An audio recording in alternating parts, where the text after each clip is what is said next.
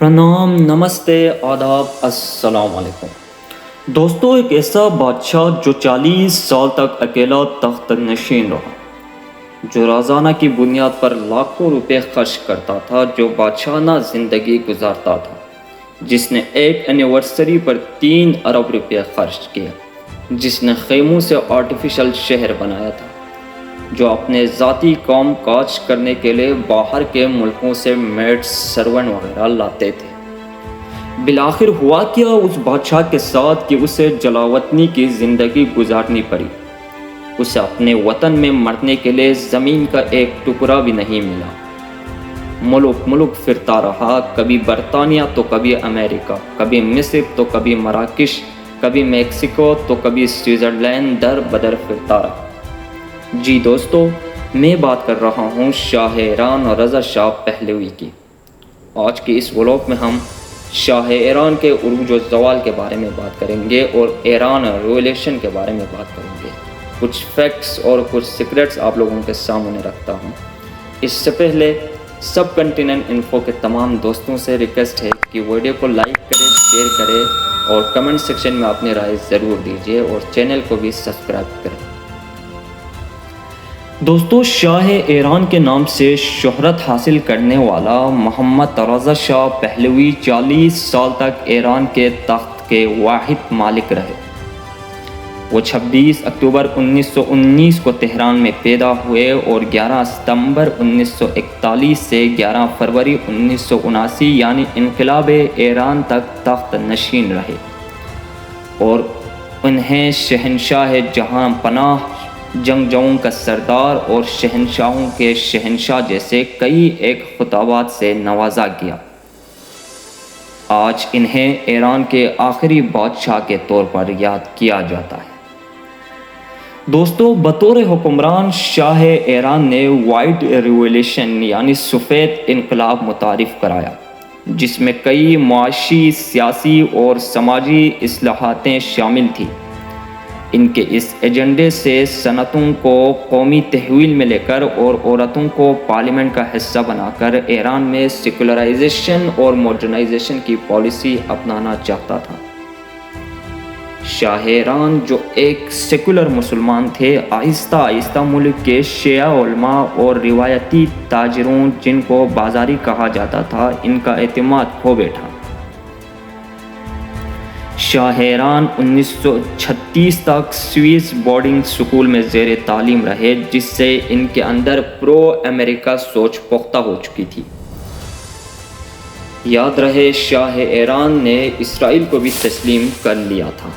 Shah Iran ने मुखालिफ पार्टियों पर पाबंदी लगा दी और सियासी मुखालिफिन पर जबर और जुल्म करना शुरू कर दिया। सरकारी ज़राए के मुताबिक 1978 में ईरान के जेलों में सियासी कैदियों की तादाद 25,000 से भी ज़्यादा थी। शाह ईरान की modernization theory, pro American thinking और अपोजिशन पार्टियों पर किए जाने वाले जबर और जुल्म ईरान रिवॉल्यूशन की वजह बनी। 1950 में सियासी बहरान की साजिश तैयार होने लगी। दोस्तों, 1951 में डॉक्टर मुसद्दिक को वज़ीर आज़म मुंतखब किया गया और ईरानी सनत, जो बरतानिया की एक company Anglo Persian oil company के कंट्रोल में थी, इसे ईरानी पार्लियामेंट की तरफ से नेशनलाइज करने की मंजूरी दे दी गई। ये कंपनी न सिर्फ बरतानी मईशत का एक अहम सुतून थी, बल्कि बरतानी पॉलिटिकल पावर्स की वजह भी ये कंपनी थी। डॉक्टर मुसद्दिक की इस कंपनी को नेशनलाइज करने के बाद अमेरिका और बरतानिया ने इनकी हिमायत करना छोड़ दी। 1952 के अमेरिकी सदारती इंतखाब से चंद माह कबल बरतानी हुकूमत ने अमेरिकी CIA एजेंट को मिलकर एक मंसूबे पर काम करने के लिए लंदन बुलाया। इस मंसूबे को ऑपरेशन आजेक्स का नाम दिया गया, जिसका मकसद डॉक्टर मुसद्दिक को वज़ारत उज़्मा से हटाना था। इस ऑपरेशन के लिए बरतानिया और अमेरिका का म्यूचुअल फंड भी कायम किया गया। آپریشن آجیکس کی سازش میں شاہ کی جعلی دستخط کے ذریعے ڈاکٹر مصدق کو ہٹانا اور جنرل فضل اللہ زاہدی کو نیا وزیر اعظم بنانا تھا۔ برطانیہ اور امریکہ کی یہ سازش بالآخر کامیاب ہوا اور ڈاکٹر مصدق پر مقدمہ چلا کر قید میں ڈال دیا اور زاہدی کو نیا وزیر اعظم مقرر کر دیا۔ اس کے ساتھ ہی ایران میں دوستوں امریکی اور برطانوی مداخلت بڑھنے لگی اور یہ تاثر عام پھیلنے لگا کہ ایران میں امریکہ کی مرضی کے بغیر چڑیا پر نہیں مار سکتی۔ دوستوں شاہ کے خلاف پہلا مظاہرہ اکتوبر 1977 میں خمینی کے بیٹے مصطفیٰ کی موت کے بعد شروع ہوا۔ اس کے ایک سال بعد دسمبر کی شروع میں 60 سے 90 لاکھ کے قریب افراد نے ایران میں شاہ کے خلاف مظاہرے شروع کر دیے۔ 16 جنوری 1979 کو شاہ نے ایران کو اپوزیشن لیڈر شاہ اور بختیار کے سپرد کر کے ملک سے فرار ہو گیا۔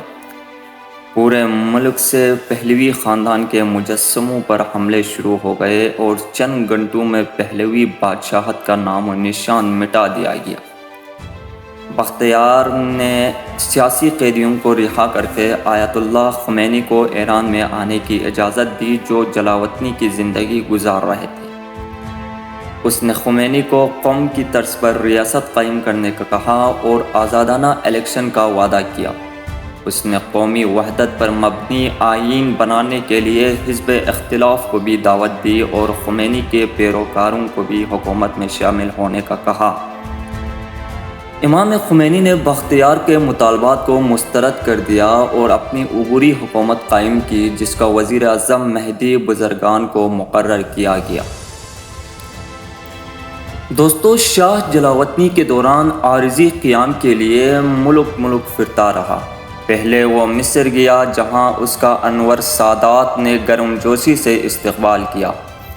بعد ازاں وہ مراکش کے صدر حسین دوم کا مہمان رہا اور پھر وہ میکسیکو چلا گیا۔ وہ گردے کی بیماری میں مبتلا تھا۔ بعض لوگوں کے مطابق اسے کینسر تھا جس کے لیے اسے فوری طور پر آپریشن کرانے کی ضرورت تھی۔ سوئٹزرلینڈ نے اسے علاج کی پیشکش کی لیکن شاہ کا اصرار تھا کہ وہ امریکہ سے اپنا علاج کرائے گا۔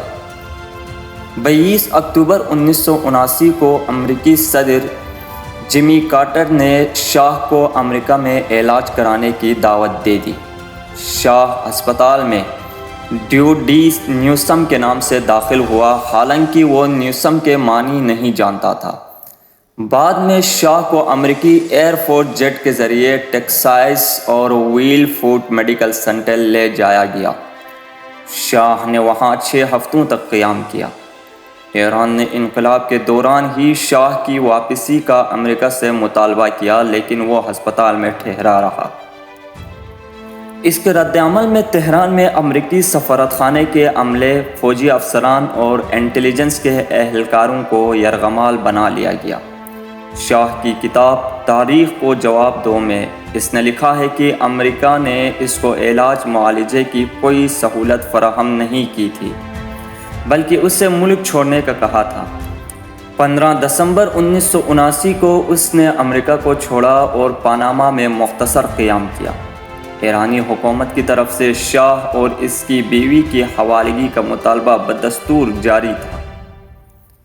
اس کے بعد شاہ نے دوبارہ مصری صدر انور سادات سے مدد مانگی جس نے اس کو مصر میں مستقل طور پر پناہ دے دی۔ شاہ مارچ 1980 میں مصر میں منتقل ہو گیا۔